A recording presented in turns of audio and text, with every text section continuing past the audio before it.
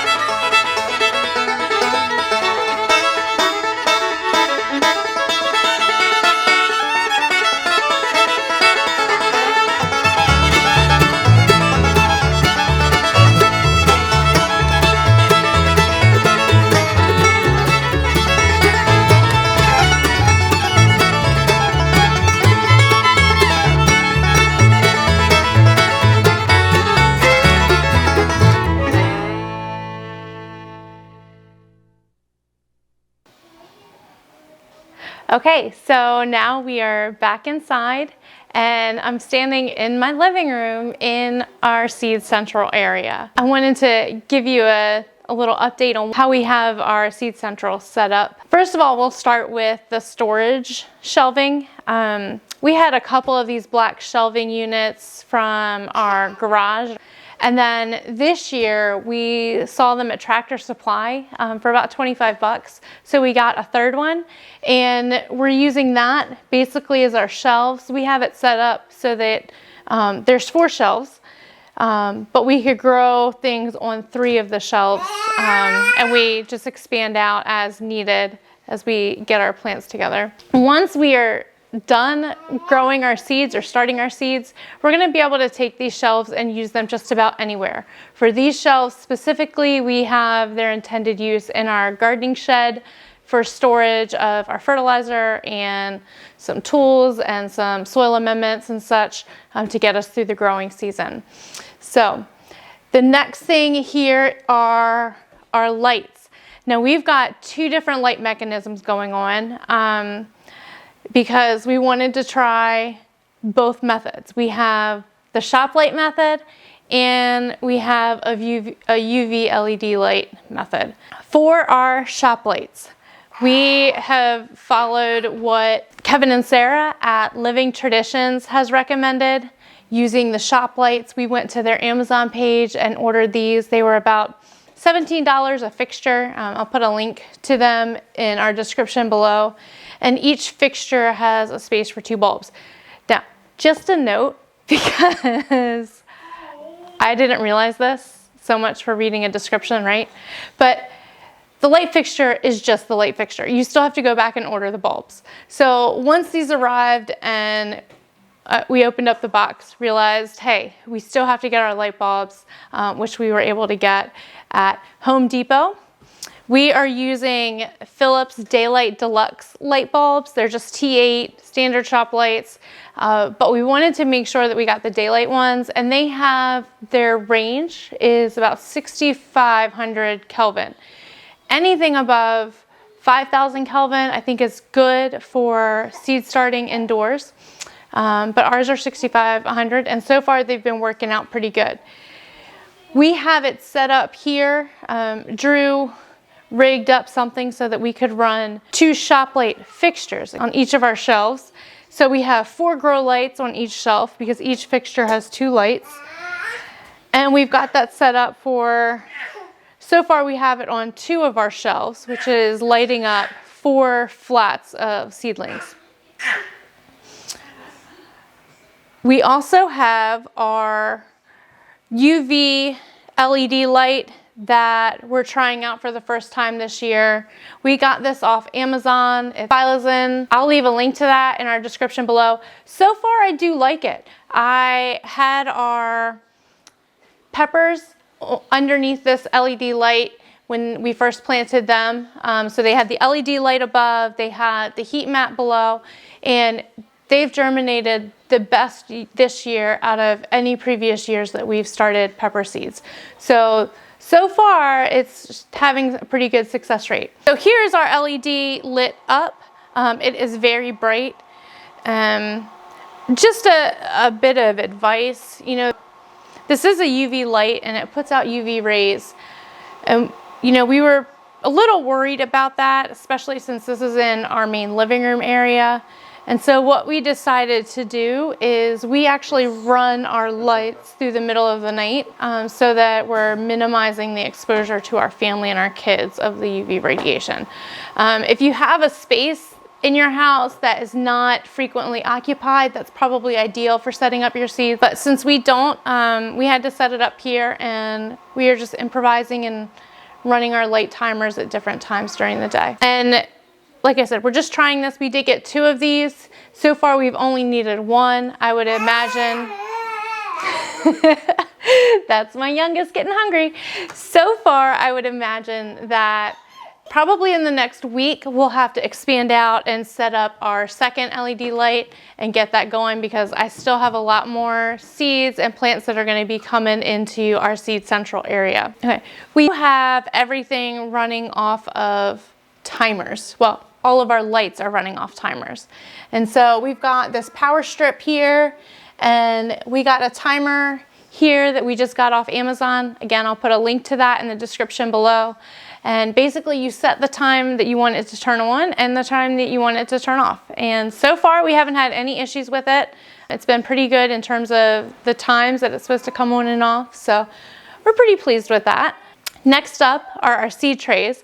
I had a previous video where I talked about starting seeds. I'll link to that here so you can go and have a look. But I went ahead and got these trays from Bootstrap Farmer. One item that I'm using to start my seeds is this 72 cell seed starting tray, just to start the seedlings. And then once I'm done with this, I am moving them into 2.5-inch pots like this. Now these are a very thick plastic. I got them from Bootstrap Farmer, and so far so good. So far so good. They seem to be very sturdy. Last year I had a problem with the black plastic trays and cells like this being very flimsy. And over time, as I would use them or reuse them, they started to rip and tear. These are a much thicker plastic, and so far I'm really, really liking them. Again, from Bootstrap Farmer. The drip tray that they are in is this. And now this is a very, you can see I can't bend it. It's a very, very sturdy, no hole drip tray. And I want to make sure this has no holes because I bottom water my seedlings. And so every night I'll come through and I'll water them. I'll remove a plant so I get some water on the bottom, and then the seedlings will soak it up from the bottom and get watered that way. So this is no holes. It's a 10 by 20 tray. Again, Bootstrap Farmer, and I am so pleased with the sturdiness and durability of this tray.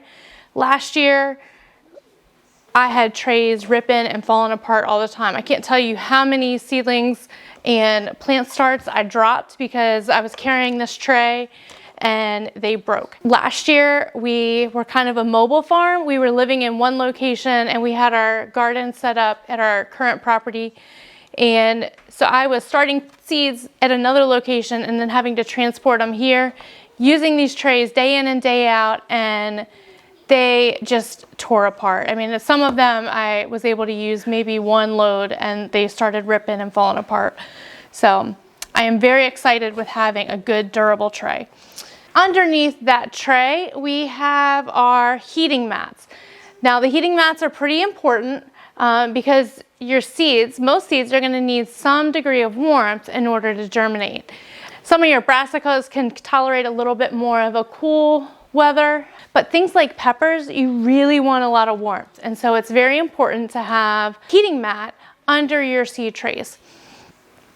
I got these heating mats from VivioSun.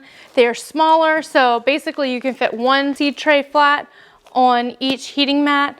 And so I've got 6 of them set up so far, and I've got more in the box waiting to come out as I get my next round of seedlings started. And last but not least are the fans. One of the things that you want to make sure is going on is that you have air circulation around your seedlings. It helps to build strength with your seedlings as they start to grow. I bought these fans off Amazon. I will put a link to them. It's just a clip-on fan. It's a 6-inch clip-on fan. It's not super expensive. I just got something cheap to try this year. And so far they seem to be doing well. I've got them in my back corner here, blowing across our seed trays. Something that I've noticed about the Phylizon LED UV light is that it has a built-in fan, which is kind of nice. So as that's running light-wise, it is also running a fan and providing some breeze over top of your seedlings, which is really nice to have that all-in-one capability. So that's definitely a bonus for that unit.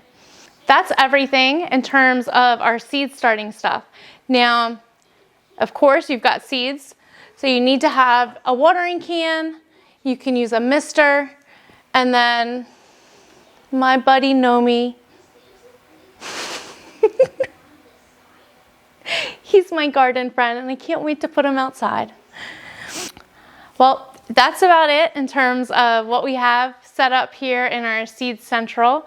I hope you enjoyed this tour. Again, check out the description below for links if you want to see the specific products we've used. We are not affiliated with Amazon or any of these stores in any way. This is just what we are using and what we're trying out this year. Feel free to leave a comment below if you have any questions about our setup, or if you'd like to share some of the things that you're doing. If you've got something new going on this year, I'd love to hear about that as well. Please remember to like and subscribe to our channel so that you can get the latest from what's going on our farm. I appreciate you, and I thank you so much. Good night.